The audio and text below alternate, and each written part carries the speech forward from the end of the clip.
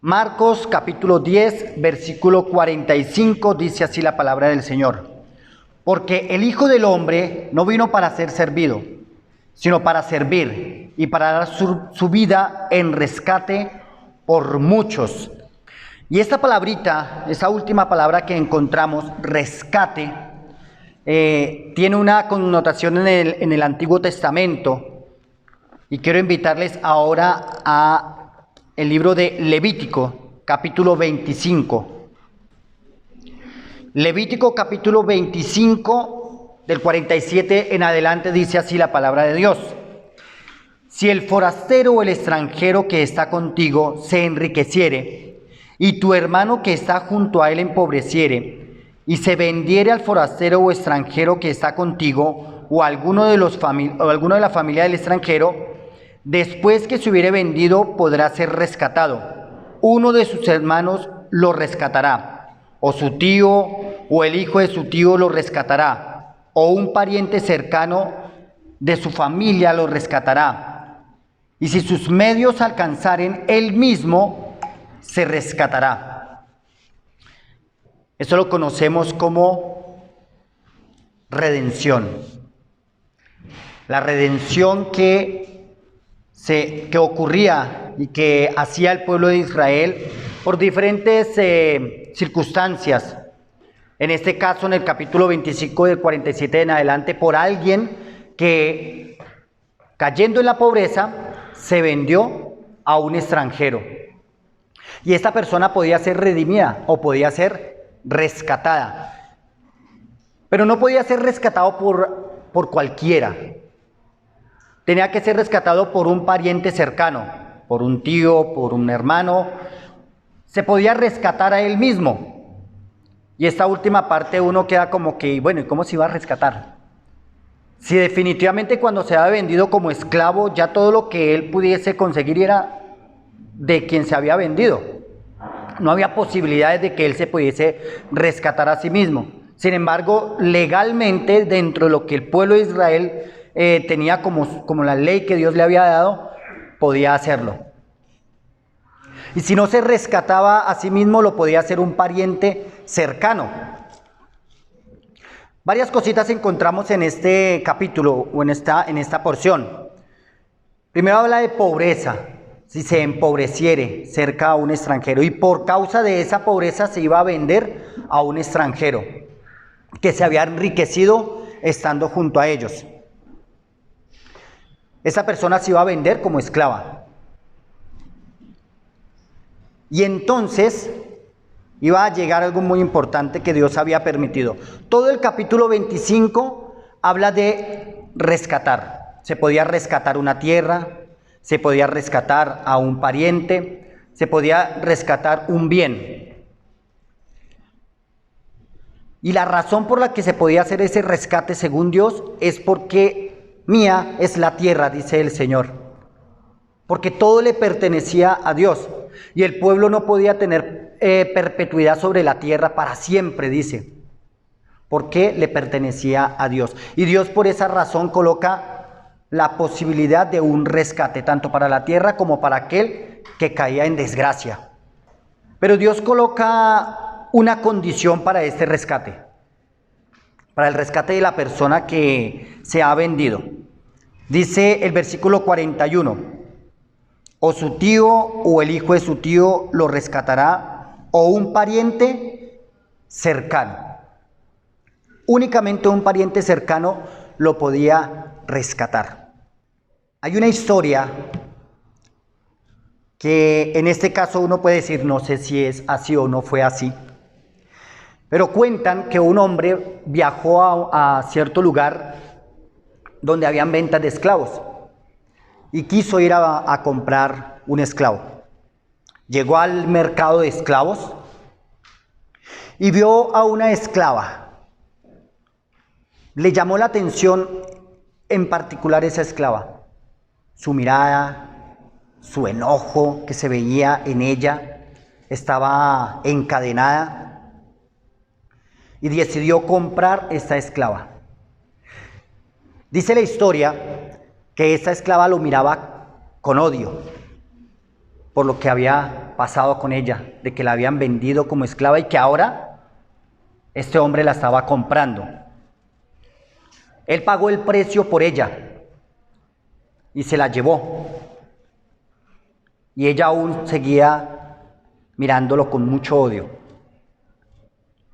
Luego él se acerca a ella y le dice: yo te compré, ahora eres libre. Y que la mirada de ella se transformó inmediatamente, cuentan, porque se había pagado un precio alto por ella. Y él le dice: te compré para darte libertad.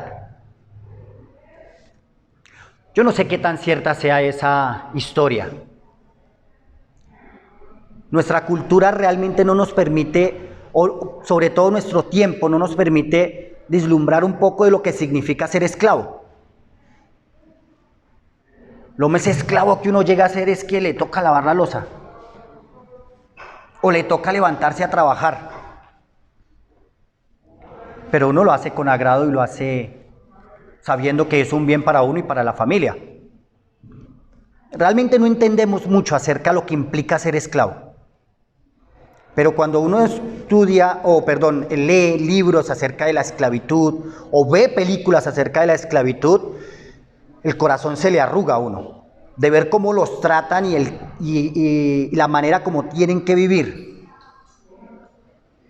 Y que son más importantes muchas veces los animales, y son mejor tratados los animales que un esclavo.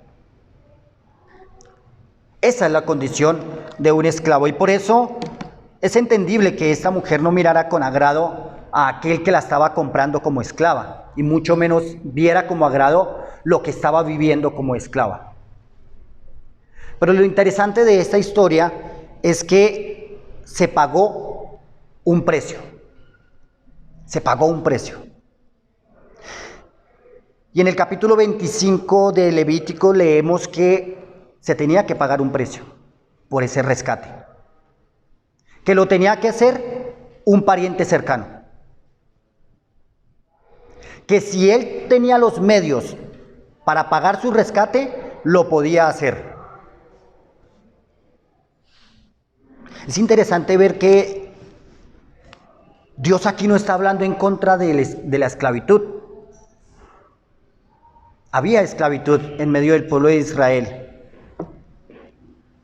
Indudablemente Dios enseñándonos, su pedagogía es maravillosa. Y está mostrando en la situación de estas personas, de los israelitas, la verdad de todos los seres humanos, la esclavitud en la que estamos y hemos estado. Y leíamos en Marcos capítulo 10, versículo 45, que Jesucristo vino a rescatar lo que se había perdido, lo que había caído en desgracia. En esa historia sí creemos y sí tenemos plena certidumbre, como nos enseñaba nuestro hermano esta mañana. No hay manto de duda en que el Señor Jesucristo vino a pagar un precio. Y esta mañana entonamos un himno, comprado con sangre por Cristo. El precio que Cristo pagó por nuestro rescate fue su sangre. Ahora quiero invitarles a Hebreos capítulo 2. Hebreos capítulo 2, versículo 14 y 15, dice así la palabra de Dios. Así que por cuanto los hijos participaron de carne y sangre, él también participó de lo mismo, para destruir por medio de la muerte al que tenía el imperio de la muerte, esto es, el diablo, y librar a todos los que por el temor de la muerte estaban durante toda la vida sujetos a servidumbre. Cristo se hizo nuestro pariente cercano, nuestro Señor Jesucristo, el eterno, el que estaba en la gloria. Leemos en las Escrituras que el que no escatimó el ser igual a Dios como cosa a que aferrarse, sino que se despojó a sí mismo, tomando forma de siervo. Y es lo que hizo Cristo por nosotros, para ser nuestro pariente cercano. En la Escritura encontramos un cuadro maravilloso de lo que implica la redención y de lo que implica este rescate. Y es la historia entre Ruth y Booz. Una de la cual podemos tener también certeza, porque la palabra de Dios, inspirada por el Espíritu Santo, es veraz. Y encontramos lo que vivió Ruth, una mujer que había perdido a su esposo, que se había quedado junto a su suegra y que había decidido estar cerca de ella. Y que quiero invitarles allí a Ruth 3, versículo 9, dice así: entonces él le dijo, ¿quién eres? Y ella respondió, yo soy Ruth tu sierva, extiende el borde de tu capa sobre tu sierva, por cuanto eres pariente cercano. Y aquí se relata la historia de algo que tenía que suceder y que el único que podía rescatar a esta mujer era un pariente cercano. Se dice que había otro pariente más cercano que Booz, pero decidió no rescatarle. Y Booz entonces rescata a esa mujer. Y también es un cuadro hermoso de lo que Cristo hizo por ti y hizo por mí. Se hizo nuestro pariente cercano y pagó el precio.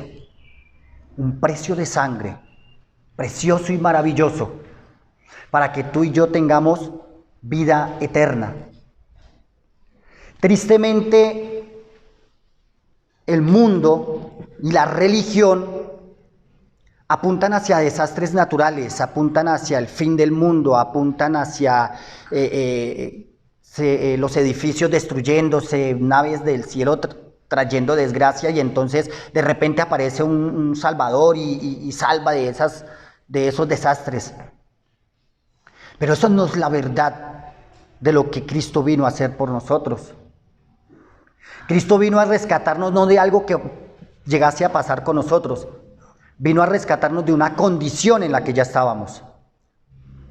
Vino a rescatarnos de la esclavitud en la que hemos estado. Y es de lo que hacemos memoria hoy, a través de este pan y de este fruto de la vid. El pan que habla de su cuerpo lacerado, lastimado, que llevó una cruz pesada.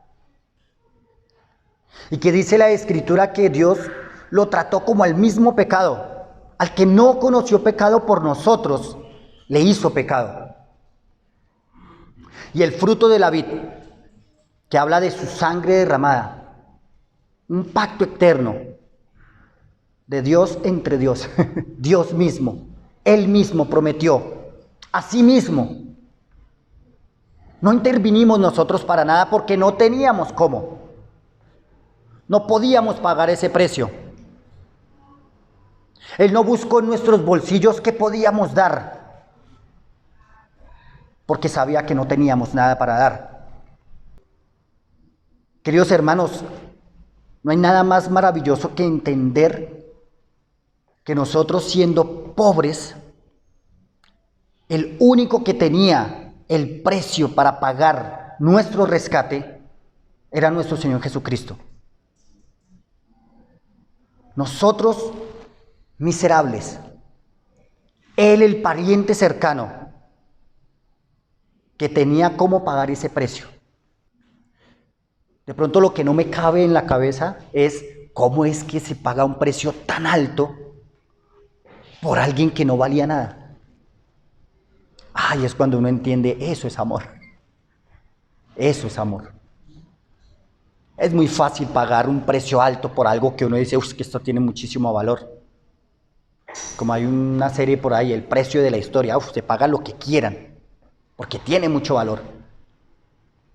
Pero que Cristo, nuestro pariente cercano, haya pagado un precio por mí, que no tenía tanto valor, que no tenía valor alguno, eso me hace pensar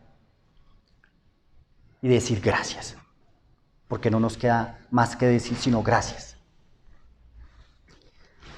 Quiero invitar a los hermanos que van a participar en esta mañana de este pan y de este vino, que nos pongamos en pie. Quiero también leer un pasaje antes de participar de los símbolos. Está en Primera de Pedro, capítulo 1, versículo 18. Dice: sabiendo que fuisteis rescatados de vuestra vana manera de vivir, la cual recibiste de vuestros padres, no con cosas corruptibles como oro o plata, sino con la sangre preciosa de Cristo, como de un cordero sin mancha y sin contaminación, ya destinado desde antes de la fundación del mundo, pero manifestado en los postreros tiempos por amor de vosotros, sabiendo que fuimos rescatados de nuestra vana manera de vivir, no con cosas corruptibles, sino con la sangre preciosa.